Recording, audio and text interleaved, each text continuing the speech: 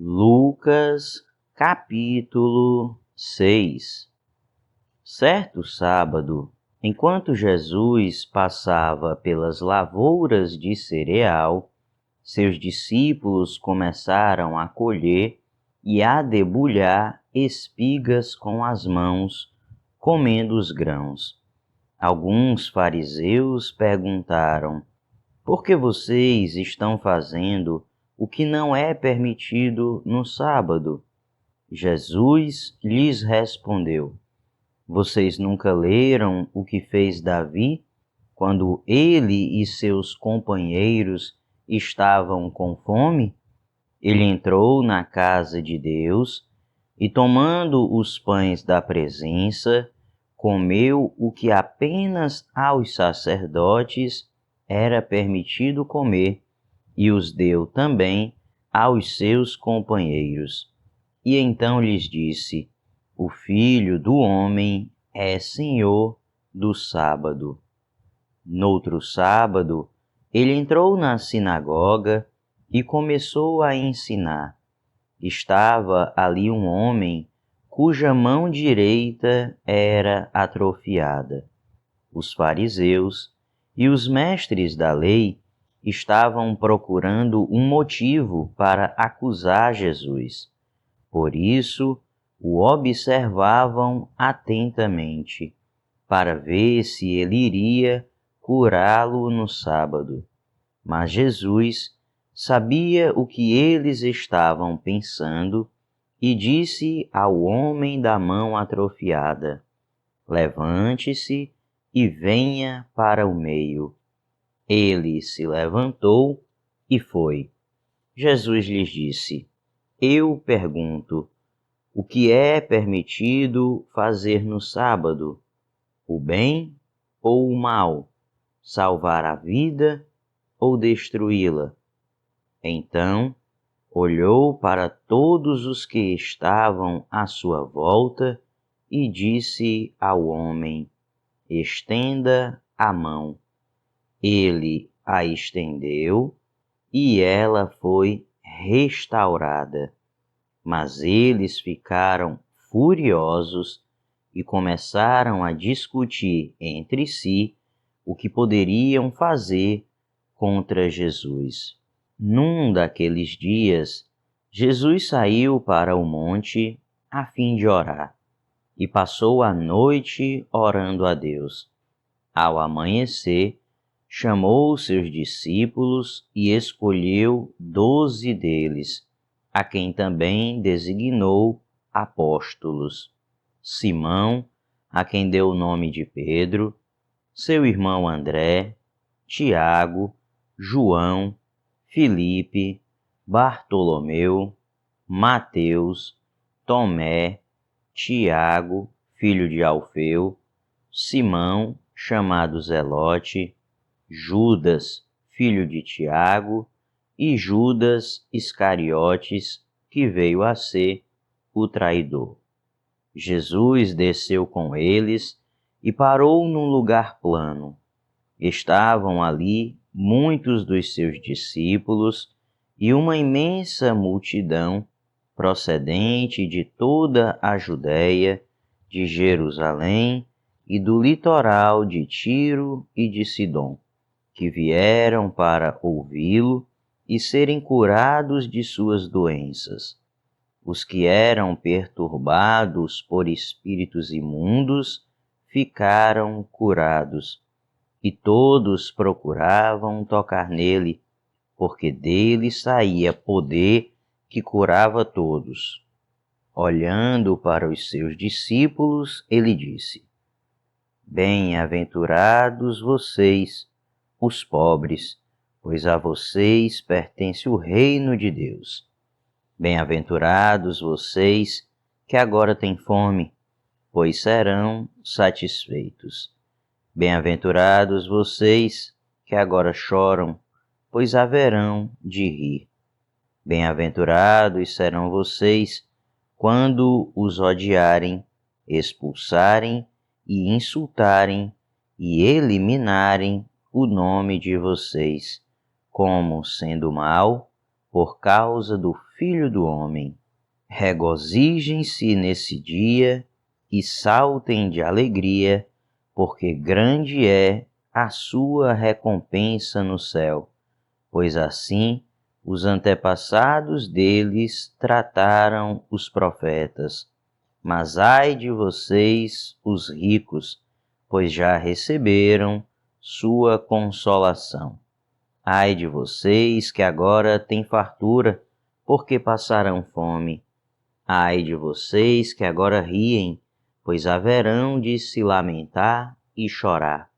Ai de vocês quando todos falarem bem de vocês, pois assim os antepassados deles trataram os falsos profetas. Mas eu digo a vocês que estão me ouvindo: amem os seus inimigos, façam o bem aos que os odeiam, abençoem os que os amaldiçoam, orem por aqueles que os maltratam. Se alguém bater em você numa face, ofereça-lhe também a outra. Se alguém tirar de você a capa, não o impeça de tirar a túnica. Dê a todo aquele que lhe pedir, e se alguém tirar o que pertence a você, não lhe exija que o devolva. Como vocês querem que os outros lhes façam, façam também vocês a eles. Que mérito vocês terão se amarem aos que os amam? Até os pecadores amam aos que os amam.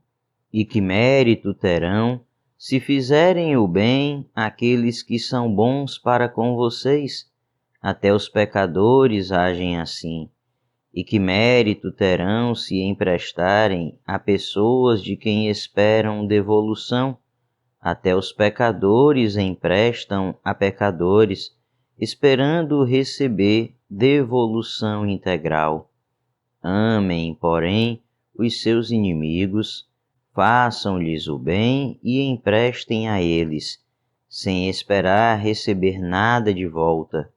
Então, a recompensa que terão será grande, e vocês serão filhos do Altíssimo, porque Ele é bondoso para com os ingratos e maus. Sejam misericordiosos, assim como o Pai de vocês é misericordioso. Não julguem, e vocês não serão julgados. Não condenem, e não serão condenados. Perdoem, e serão perdoados. Deem, e será dado a vocês.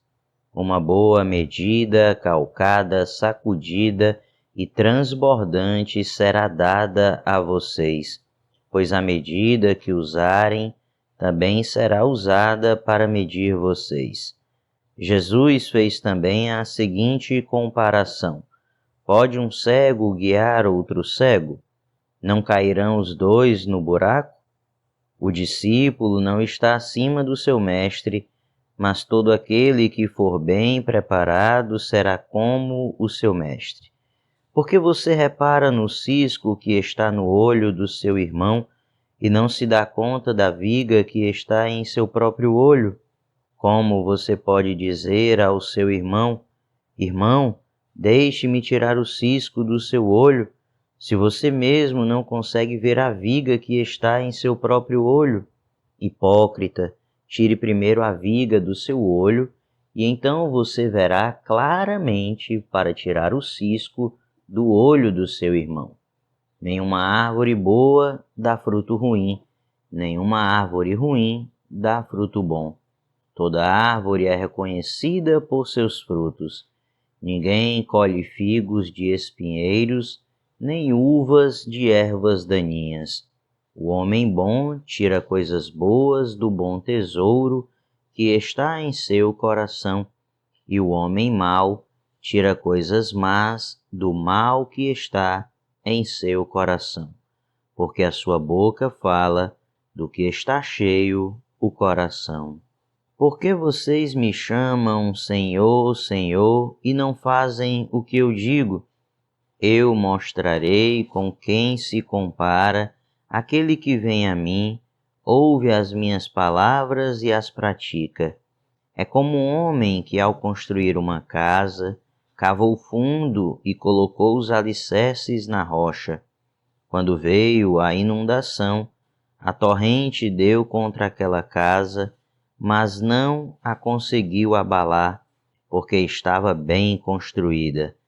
Mas aquele que ouve as minhas palavras e não as pratica, é como um homem que construiu uma casa sobre o chão, sem alicerces.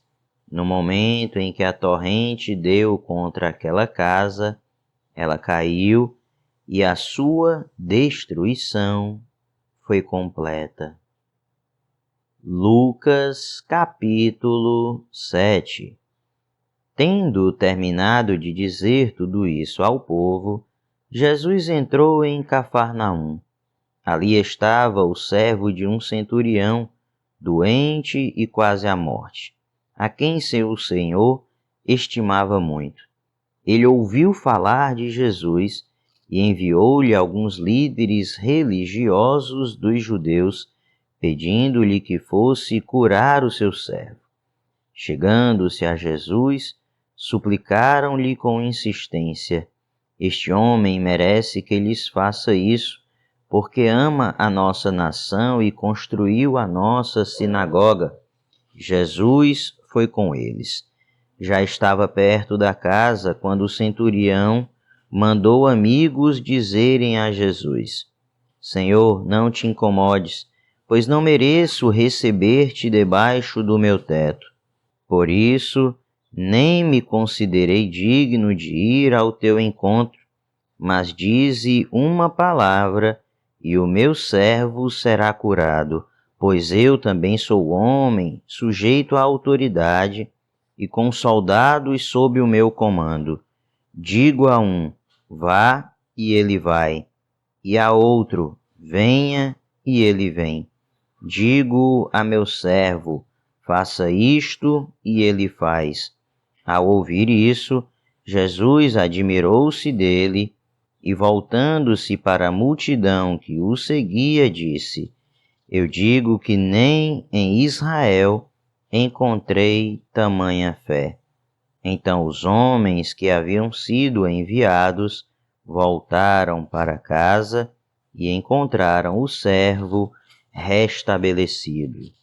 Logo depois, Jesus foi a uma cidade chamada Naim, e com ele iam os seus discípulos e uma grande multidão. Ao se aproximar da porta da cidade, estava saindo o enterro do filho único de uma viúva, e uma grande multidão da cidade estava com ela. Ao vê-la, o Senhor se compadeceu dela e disse: Não chore. Depois, aproximou-se e tocou no caixão, e os que o carregavam pararam. Jesus disse: Jovem, eu digo, levante-se. O jovem sentou-se e começou a conversar, e Jesus o entregou à sua mãe. Todos ficaram cheios de temor e louvavam a Deus. Um grande profeta se levantou dentre nós, diziam eles. Deus interveio em favor do seu povo. Essas notícias sobre Jesus espalharam-se por toda a Judéia e regiões circunvizinhas. Os discípulos de João contaram-lhe todas essas coisas. Chamando 2 deles, enviou-os ao Senhor para perguntarem: És tu aquele que haveria de vir, ou devemos esperar algum outro? Dirigindo-se a Jesus, aqueles homens disseram: João Batista nos enviou para te perguntarmos: És tu aquele que haveria de vir, ou devemos esperar algum outro? Naquele momento, Jesus curou muitos que tinham males, doenças graves e espíritos malignos, e concedeu visão a muitos que eram cegos. Então ele respondeu aos mensageiros: Voltem e anunciem a João o que vocês viram e ouviram. Os cegos veem, os aleijados andam, os leprosos são purificados, os surdos ouvem, os mortos são ressuscitados e as boas novas são pregadas aos pobres. E feliz é aquele que não se escandaliza por minha causa. Depois que os mensageiros de João foram embora, Jesus começou a falar à multidão a respeito de João. O que vocês foram ver no deserto? Um caniço agitado pelo vento? Ou o que foram ver? Um homem vestido de roupas finas? Ora, os que vestem roupas esplêndidas e se entregam ao luxo estão nos palácios. Afinal, o que foram ver? Um profeta? Sim, eu digo a vocês, e mais que profeta. Este é aquele a respeito de quem está escrito: Enviarei o meu mensageiro à tua frente. Ele preparará o teu caminho diante de ti. Eu lhes digo que entre os que nasceram de mulher, não há ninguém maior do que João. Todavia, o menor no reino de Deus é maior do que ele. Todo o povo, até os publicanos, ouvindo as palavras de Jesus, reconheceram que o caminho de Deus era justo, sendo batizados por João. Mas os fariseus e os peritos na lei rejeitaram o propósito de Deus para eles, não sendo batizados por João. A que posso, pois, comparar os homens desta geração? Prosseguiu Jesus. Com que se parecem? São como crianças que ficam sentadas na praça e gritam umas às outras: Nós tocamos flauta, mas vocês não dançaram. Cantamos um lamento, mas vocês não choraram.